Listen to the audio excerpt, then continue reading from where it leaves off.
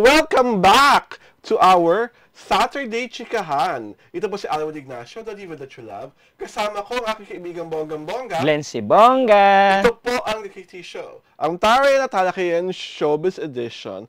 At siyempre pa, tuwing nagsisimula ang aming show, kami po ay nagpapasalamat sa aming papalaki at papadabing mga organic subscribers. Yes. And as of June 22, meron na pa kaming 6,721 subscribers. Yes, Palakpakan thank you so naman much. dyan. Salamat Diba? po. Salamat sa panonood, sa pakikinig, sa pagmamahal, at syempre pa, sa mga bonggang-bongga niyong mga Correct. komento sa amin. Minsan po talaga, nanginingkit ang mga mata ko. Parang, si Glenn, mahal na mahal niyo. Nakaka-touch. Oo, sakit puot na puot kayo. Ikaw kasi, inaaway mo sila eh. Hindi ko malaman kung bakit. May mga comment pa nga may mga comment pa nga minsan, kaibigan, na parang feeling ko, sinutudyo ako talaga. Parang gusto talaga mag-react ako. Parang, Deadma, I am so all above you. Charot! So, eto na nga po, dahil nga naging tradisyon na namin, tandaan nyo, Correct. panalo ang mga fearful forecast sa amin, kaibigan Glenn. At ngayon, ang pag-uusapan naman namin fearful forecast ay mula syempre pa sa Eddies Awards. Ang Eddies po ay binibigay ng Society of Entertainment Editors dito sa Pilipinas. Binubuo po sila mostly ng mga taga-broadsheet at ilan nating mga kaibigang kolumnista. So, syempre, papayag ba naman kaming makalusot sila sa aming fearful forecast? Kami pa ba ni Glenn? Papayag, kaibigan Glenn. Ang pag-uusapan lang po namin mga nominado ay para sa Best Actress at sa Best Actor nominees. Yes. So, kaibigan Glenn, pakibasa muna ang mga Best Actress nominees, ang mga pumasa sa panlasa ng mga pihikang ng mga patnugot. Oo, ayan. Ang mga Best Actress nominees ng Eddies ay sina Catherine Bernardo para sa A Very Good Girl, Charlie Dixon para sa Third World Romance, Julia Montes para sa Five Breakups and a Romance, syempre Marian Rivera for Rewind, Vilma Santos for When I Met You in Tokyo, at Maricel Soriano for In His Mother's Eyes. Palakpakan naman po ay sa lahat kasama ng si Best Actress nominees. si Inay Maria. Ang katakataka sa mga nominasyong ito ay bakit wala ang nag-iisang superstar at ang pambansang alagad ng sining para sa pelikula at broadcast arts, si Miss Nora Honor, para sa kanyang mahusay na pagganap bilang inang bulag sa Pieta. At wala rin isa pang movie queen sa listahan. Snubbed to the highest level at to the highest degree ang nag-iisang megastar na si Sharon Cuneta sa kanyang pelikulang na pinalabas ng Film Fest Family of kasama si Alden Richards. Richards. Kaibigan Glenn. Ano muna ang makasabi mo sa mga nominasyon nila? Ano naman, pasok naman yung mga magagaling din na actress natin dun sa kanilang nominees. Pero yun nga, sabi nga, kanya-kanyang panlasa nga, 'di ba, ng bawat ano. So hindi na natin maiaano kung hindi ba pumasok si Ate Guy at saka si Sharon, oo, 'di ba? Kasi kahit naman yung ibang mga ibang award giving bodies, hindi rin naman pumasok yung alin man doon sa dalawa, 'di ba? Or kahit si Ate V yata hindi pumasok doon sa ibang nominees. Sa amin lang yata sa PMPC, kumpleto yung apat. Ako nakakita lang ako kasi parang kung uobserbahan mo ang kalakaran sa show business, parang halos lahat ng mga patnugot ay Noranian. 'Di ba? Parang lahat sila ay may Talaga pagkiling, ba? 'di ba? Parang halos lahat sila ay may pagkiling at pananalig na talaga si Nora Honor ang pinakadakilang actress sa Pilipinas. So katakataka talaga. Hindi naman yata lahat ng mga... Ay, nako! Gusto mo asisayin ko mga pakiwari ko, mga Noranian, mga patnugot? Nakasama sa sa speed? Yes! Nako ha! So sa akin, sabi nga ng aking kaibigan, respetuhan na lang tayo ng mga choices. Kaya nga lang, ako lang po, personally, at marami pang iba ay nagtataka, bakit wala si Nora at bakit wala kay Sharon? Ano po ba ang pamantayan na ginagamit ng mga patnugot para masabing ito at si Ganere ay dapat na maging nominado, lalo na sa pangunahing kategoryang Best Actress? Diba? At sa aking fearful forecast para sa Best Actress ng Eddies, ang pinipili ko syempre pa ay si Catherine Bernardo for A Very Good Girl. Yung acting ni Catherine na yon, parang feeling ko pasang-pasa sa pihikang panlasa ng mga patnugot. Ikaw, Glenn, sinong fearful forecast mo for the Eddies Best Actress? Ako dalawa. Sino? Siyempre si Catherine, tutulad din sabi mo, Catherine Bernardo, at saka si Inay Maria. Ah, yes!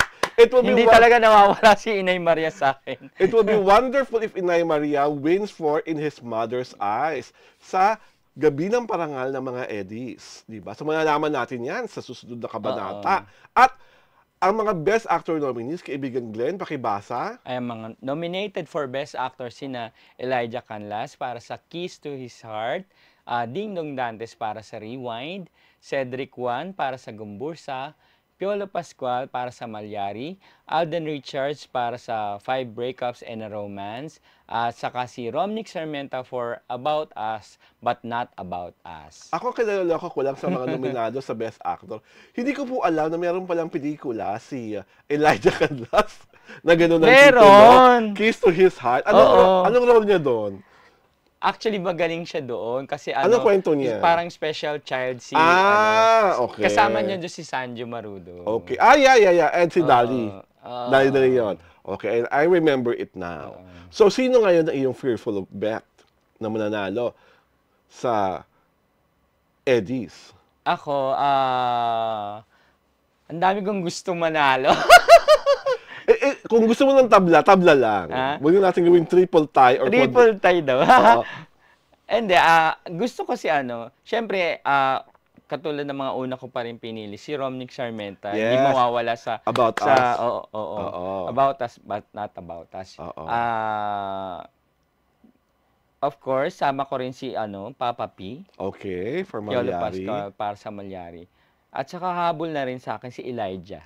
Elijah Kasi Canlas. kakaiba yung Character ginampanan niya. niya doon at nagampanan naman na maayos ni Elijah yun. So sa akin, ang fearful forecast ko mananalo sa Eddie, si Ding Dong Dantes for Rewind. Okay. Because mahusay naman talaga siya sa pelikulang yun. At parang, sa pakiwari ko lang naman, ang Eddies ang magbibigay sa kanya ng karangalan Talaga? para maiuwi ang Best Actor. Kay Papadong tayo for Rewind. Although, lahat naman talaga ng mga nominado ay dapat Oo, palakpakan. actually lahat sila Lahat sila magaling. mahuhusay. Iintrigahan ko kung saan ang Eddies, pero wag na lang. Inintriga mo na nga kanina. So, para happy vibes lang tayo ng lahat, kaibigan Glenn, basahin na natin ating mga pangmalakasang mga greetings. Ayan, hindi naman masyadong maintriga. Oo. Galing kay Atin Yang, congrats to the show. Wala okrayan. Two sides of opinion palagi ang sinasabi nila. Yung ibang entertainment vlogs kapag nagbalita may kasamang paninira. Ay! Yung iba naman pinagkakakitaan yung mga viewers. May mga pakulay or donation kaya nagla-live show. Ano mga show yun? Parang gusto kong malaman, pangalala kayo natin. Hindi, kasi yun, kasama sa yun, may mga gifting process, mga system, ganyan. Ganon. Oo. Basta ako po natutuwa sa iyo, Yin Yang, sa napakaganda momento. Eto, parang ayoko ako ang magbasa, ikaw na lang magbasa, kapatid. Nakakaya ako magbabasa. Galing kay Whirlpool, 2 araw. Matalino talagang tumalakay ng issue si Alvin Ignacio. Bukod sa mahusay, matapang siyang magpahayag ng kanyang opinion at saloobin. At totoo naman po yan talaga. Ay! Ano pangalan nun? Si Whirlpool! At talagang makasabi ko sa'yo, Whirlpool, mahal na kita. Bibigyan ka daw niya ng washing machine. Whirlpool! Whirlpool! Malapit na birthday ko, alam mo na. Char! Pero, more than me being matalino, ako po ay nagpapasalamat na ang lagi ko pong, kahit papano, kami ni Glenn, pinanday na ng karanasan. Yes. Sa industriya ang aming kinauupuan at hindi ikutan sa ngayon. At marunong kami tumingin na hindi kami parang mga reporter, kundi at large ang paningin namin sa mga issue. At huwag po naman yung masyadong pinagkakadiinan na matalino ako. Kasi po, na-intimidate sila. Wala nang gustong manligaw sa akin. Doon na po tayo sa maganda ako. Basa, kapatid. Ayan, ito, galing naman kay Marisa Laperal.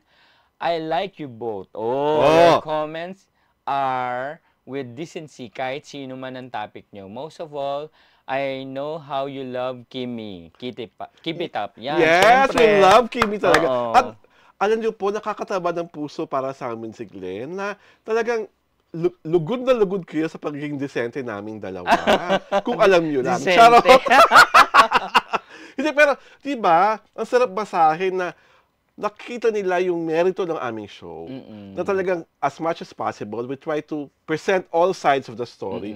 Lalo na kapag nag-uopinyon na kaming dalawa. At totoo naman pong mahal namin si Kimi at saka Yes! Kim Pao. Kim, paramdam mo naman ang pagmamahal mo sa amin. Naman, Char, next! Galing kay Emma Alvido. Mamang, gusto ko tong show na to kasi kung sa tinapay, meron talagang palaman, di lang kinuha sa iba yung content ng news. Yung sabi niya parang tinapay daw tayo na may palaman talaga. Diba? Oh. Ano po kami, kung palaman po kami, ano kaming klaseng palaman. Correct. So, ibig sabihin, katakam-takam yun, di ba? Oo nga. Dahil gulugod na lugod ka. Ikaw from Miss Bacolod pa man din. Maraming salamat po sa magagandang comment. Thank you Kami po po. ni Glenn ay lalong nai-inspire Correct. sa inyong mga comment na ganyan. At doon po naman sa may mga violent reaction, huwag na po kayong umasa na babasahin namin kayo sa aming show. Yun lang. Ito po si Alwin Ignacio, The Diva That You Love. Kasama ko ang kaibigang bonggang-bongga. Glenn Sibonga. Ito po ang The KT Show, ang Tarayan at Talakayan Showbiz Edition.